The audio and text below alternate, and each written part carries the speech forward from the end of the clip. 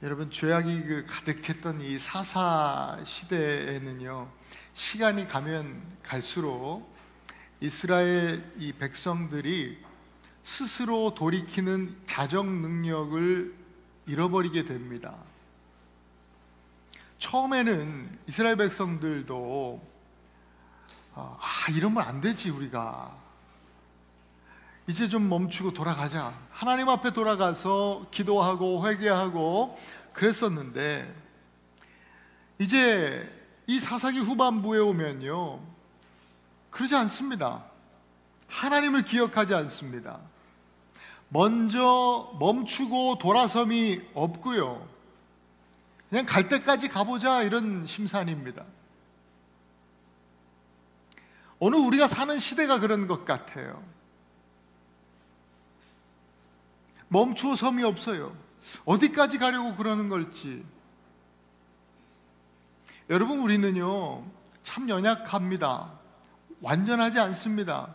그래서 그리스도인이지만, 신앙한다고 하지만, 믿는다고 하지만 실수할 수 있습니다. 잘못하고 넘어질 수 있습니다. 그게 잘못이 아니에요. 그래서 무슨 하나님께 버림받고 그러는 것이 아니에요. 그러나 중요한 것은 실수할 수 있으나, 잘못할 수 있으나 멈추는 것이 중요합니다. 멈춰 서야죠. 멈추고 돌아서는 것이 믿음입니다. 이 약한 세상 가운데 그러한 믿음을 보이는 그런 우리 에나바한인교회 성도들이 되기를 축복합니다. 사사기 후반부에 사람들은요, 하나님을 잊어버렸지만 하나님은 자기 백성들을, 하나님을 잊어버린 백성이라 할지라도 하나님은 백성을 잊어버리지 결코 잊지 않으셨습니다. 그래서 거룩함을 상실한 시대에 하나님께서 먼저 찾아와 주셔서 말씀하는 장면이 오늘 본문입니다.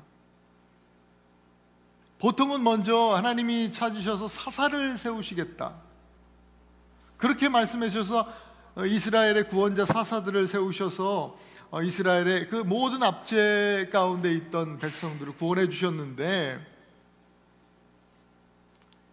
오늘 본문은 좀 다릅니다. 이 마지막 사사 삼손을 세우기 전에 메시지인데요,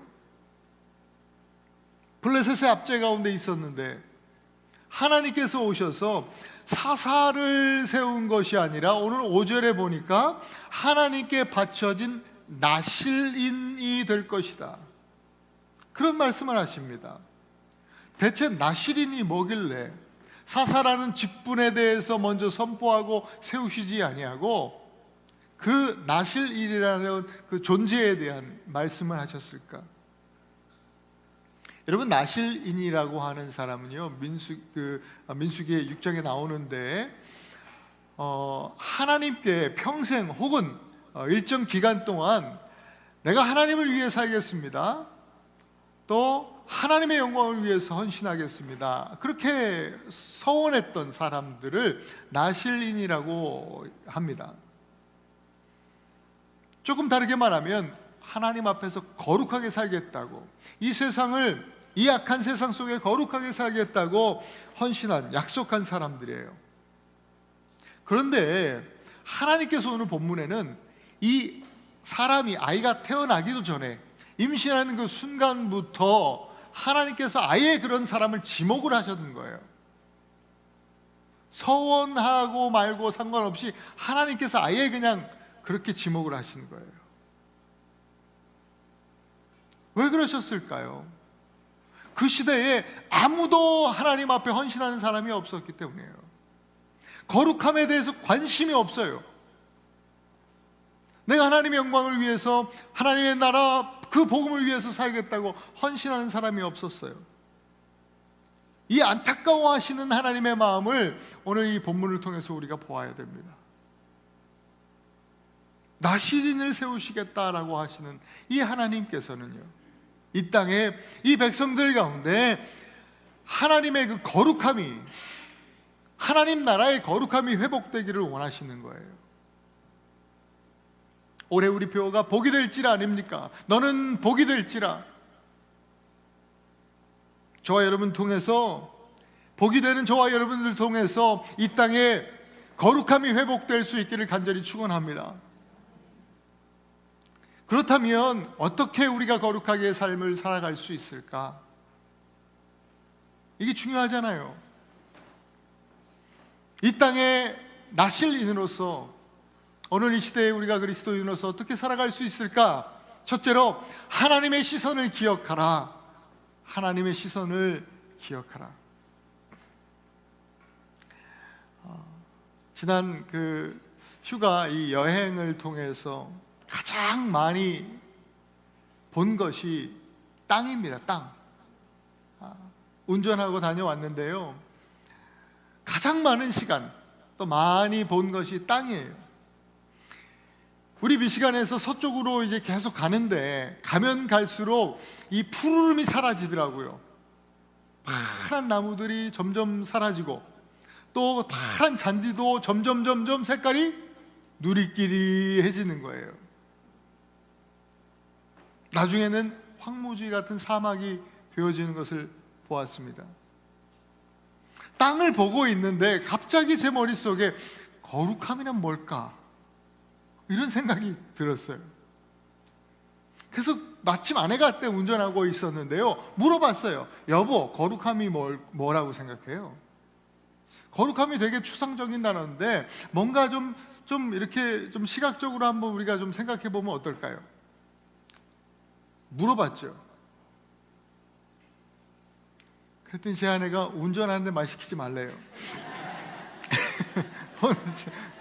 그래서 그거는 당신이 목사인데 목사가 고민해야 될 문제지, 나는 지금 집중해서 운전해야 된다. 말 시키지 말아라. 장단을 맞춰주지 않으니까 재미도 없고 해서 저는 이제 창밖을 계속 쳐다보았습니다. 끝도 없이 펼쳐진 땅이에요. 땅. 누렇게 마치 죽어있는 것 같은 황무지 같은 그런 땅을 보고 가는데, 희한하게 큰 둥그렇게 파랗게 정말 이렇게 뭔가 새로운 생명이 돋아난 듯이 파란 땅이 이렇게 있는 거예요. 조금 지나가니까 또 그런 부분이 또 있어요. 꽤 넓은 지역에 그렇게 파란 땅이 구분지어 있는 것을 보면서 저거 왜 저렇지? 자세히 보니까, 망원경을 가져갔었거든요. 저희가 이렇게 또 보고 가만 보니까 거기에 보니까 스프링클러가 돌아가더라고요. 큰 스프링클러가 돌아가고 있었어요. 사람이 관리하는 땅이죠. 사람 손길이 닿는 땅인 거예요. 여러분, 사람의 손길이 닿으려면 사람의 눈길이 먼저 가야 되잖아요. 예전에 어른들이 사람의 눈길과 손길이 가지 않으면 뭐든지 금세 못 쓰게 된다고 그런 말씀들을 많이 하셨어요. 우리 장로님도 그런 말씀 하셨는데, 이 집도 사람이 그냥 좀만 비워도 못 쓰게 된다고, 망가진다고. 땅도 그렇더라고요. 땅도 사람 손길이 안 가니까요, 그냥 다 말라있는 사람 손길이 가는 땅이 그렇게 살아나는 것을 보면서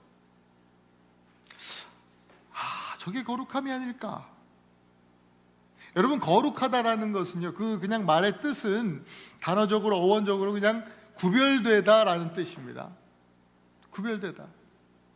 누렇게 말라 죽어있는 것 같은 그 땅 한가운데에 그 푸르른 생명을 싹 틔우는 그 땅, 그 다름, 그 구별됨, 바로 그것이 거룩함이라는 사실을 깨닫게 되었습니다. 죽음 속에 피어오른 생명이죠. 거룩한 것, 이 거룩함이야말로 진짜 아름다운 것이구나, 너무나 예쁜 것이구나. 이 아름다운 것을 왜 사람들이 잊어버리고 추구하지 않지? 나는 왜 그렇지? 이런 생각들을 해보게 되었습니다. 여러분, 거룩함은 최고의 가치입니다.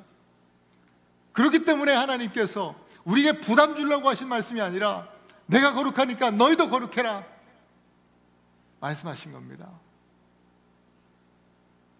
여러분, 1절에 이스라엘 자손이 여호와의 목전에서 행하니라, 여호와의 목전에서 행했는데 선을 행한 게 아니라 악을 행하니라 그랬습니다. 사람들은요, 하나님의 시선을 생각하지 않았어요.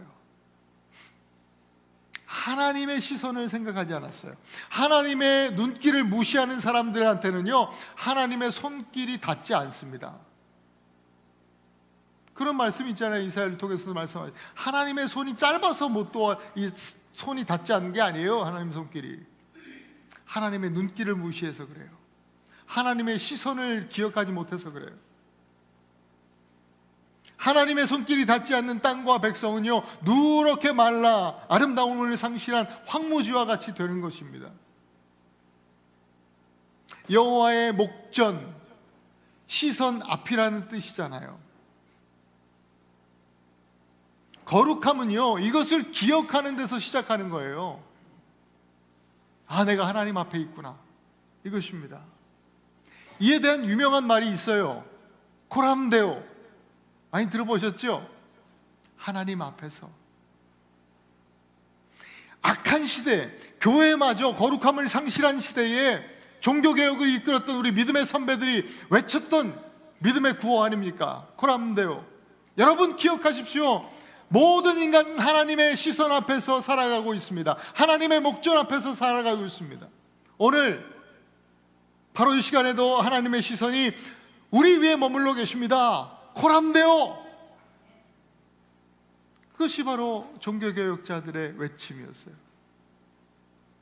오늘 우리는요, 다시 코람데오를 외쳐야 할 그런 시대를 살아가고 있어요. 우리도 코람데오를 말하면서 하나님의 시선을 기억하는 그런 사람이기를 원합니다. 코람데오, 하나님 앞에서, 하나님 앞에서, 곧 신전의식이죠. 신전의식을 가지고 믿음으로 사는 사람들에게는 반드시 하나님의 손길이 임하게 될 것입니다.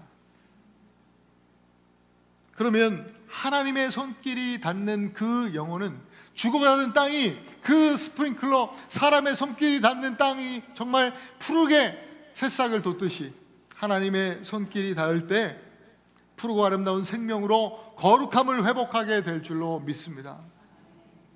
여러분 따라합시다. 코람데오. 이 신전의식을 여러분 잃지 마시고, 나는 지금 하나님 앞에서 사는구나, 늘 그렇게 선포하고 믿음으로 그렇게 하나님 앞에서 아름다운 삶을, 가장 예쁘고 멋진 삶을 거룩하게 살아낼 수 있도록 여러분 그렇게 여러분의 삶을 축복합니다. 두 번째, 어떻게 거룩하게 살까요? 예수님 빼고 다 빼라. 여러분 그렇게 기억하실 수 있길 바라요. 예수님만 빼고 다 빼는 겁니다. 그림 하나 보겠습니다. 제가 어제 이 그림을 제 딸에게, 첫째 딸에게 보여주었어요. 야, 이게 얼마나 비싼 그림인 줄 아냐? 피카소가 그린 그림이야. 피카소. 제가 처음에 이 그림을 봤을 때 했던 그 말과 반응 똑같이 제 딸이 그렇게 얘기하더라고요. 저건 나도 그리겠다. 저도 그렇게 얘기했어요. 저 유치원생도 그리겠다. 나도 그리겠다. 피카소 이름만 붙여놔가지고 말이지. 이렇게 그리고 그렇게 돈을 받나? 약간 이런 생각이 들죠. 그런데 이 피카소가 이 황소라는 그림이거든요. 황소를 그릴 줄 몰라서 이렇게 그린 게 아니라, 처음에는 완벽하게 황소를 멋있게 그린 거예요. 멋있게 다 그리고 나서 이 피카소는요, 그림이든 무슨 어떤 작품이든 간에 본질을 보려고 애썼답니다. 그래서 본질을 표현하려고 노력을 많이 했대요. 그래서 그의 작품을 보는 사람들마다 본질을 마주하고 또 경이로워하고 놀라워하고 박수를 치는 것이랍니다. 마찬가지죠. 그림도 마찬가지예요. 황소를 완벽하게 그려놓고 어떻게 해요? 선들을 하나하나 빼는 겁니다. 하나하나 지워나간 거예요. 다 그렇게 빼고 또 빼고 다 지우고 지우다 보니까 이런 황소가 되었다는 거예요. 빼니까 본질이 보이는 거예요. 우리 그 시인과 촌장 이 하덕규 지금 목사님이 되셨는데, 이 시인과 촌장의 가시나무 노래를 아실 겁니다. 내 속엔, 거기까지만 하겠습니다. 내가 너무도 많아서 당신의 쉴 곳 없네. 이분이 청년 때 고민하면서 신앙적인 스트러글 속에서 가사를 쓴 거예요. 내가 내 안에 정말 세상 것들이 너무나 많이 가득 채워져 있어서 우리 예수님 계실 곳이 없다고, 그 신앙의 갈등 속에서 간절히 기도하면서 이 가사말을, 이 노랫말을 썼다 그래요. 여러분, 내 안에 너무나 많고 많은 것들을, 많고 많은 나를 빼고 또 빼내는 것이 바로 거룩함에 이르는 길이에요. 나시린의 규례가 있어요. 나시린의 첫 번째 규례는 뭐냐면 포도주와 독주, 곧 부정한 것을 먹지 말아라, 이런 거예요. 술로 지금 독주로 대표되고 있는, 표현되고 있는 이 부정한 것은요, 세상의 것들을 말해요. 세상에 또 육체적인, 또 음란한 그런 유혹들, 그런 모든 것들을 총괄해서 지금 이렇게 말씀하고 있는 거예요. 이것을 멀리하고 하나님을 가까이 하면서 하나님께 기쁨을 두라는 것이죠. 두 번째 규례는 뭐예요? 시체를 가까이 하지 말라는 거예요. 죽음이라는 것은요, 죄에 대한 결과로 온 것이잖아요. 그러니까 그 규례는 죄를 멀리하라는 뜻이죠. 하나님의 사람은 죄를 멀리하는 것이 사람입니다. 우리의 인생을 한번 돌아보십시다, 여러분. 더하기 인생이에요? 빼기 인생이에요? 결국은 본질적으로 우리 인생은 빼기 인생이에요. 다 빼내는 거예요. 아무리 여러분들이 지금 더하고 또 더하는 삶을 사신다 할지라도 결국은 다 빠지게 돼 있어요. 다 빠집니다. 누구는 또 혹시 그럴지 모르겠어요. 살은 안 빠지던데요? 살도 다 빠지게 돼 있습니다. 결국 하나님 앞에서 다 빠지게 돼 있습니다. 하나님 앞에 설 때 우리가 하나님 앞에 가지고 이 땅 것을 가지고 설 수 있는 건 아무것도 없죠. 그 무엇도 가지고 있을 수 없습니다. 나 하나의 존재 그 자체로 하나님 앞에 서는 겁니다. 천국문 앞에서 하나님께서 보시기 원하는 것 오직 한 가지, 예수가 있느냐 없느냐, 이것입니다. 너에게 예수가 있느냐, 이것입니다. 나시린이 그랬던 것처럼요, 그리스도인은요, 세상의 것을 더하는 기쁨으로 사는 자가 아니라 자꾸만 뭘 더해가면서 그것을 기쁨으로 여기는 사람이 아니라 빼고 또 뺨으로 오직 예수만 남기고 그 예수로만 충만함을 오직 내 삶의 기쁨으로 여기는 그런 사람이 바로 크리스찬입니다. 우리는 예수 한 분만 있으면 모든 것이 충만한 사람 아닙니까? 그리스도인이 아닙니까? 예수님만 빼고 다른 모든 것을 빼고 지워버리는 하나님의 사람, 오직 예수로 충만한 거룩한 영성을 가진 그런 나시린 성도가 되실 수 있기를 축복합니다.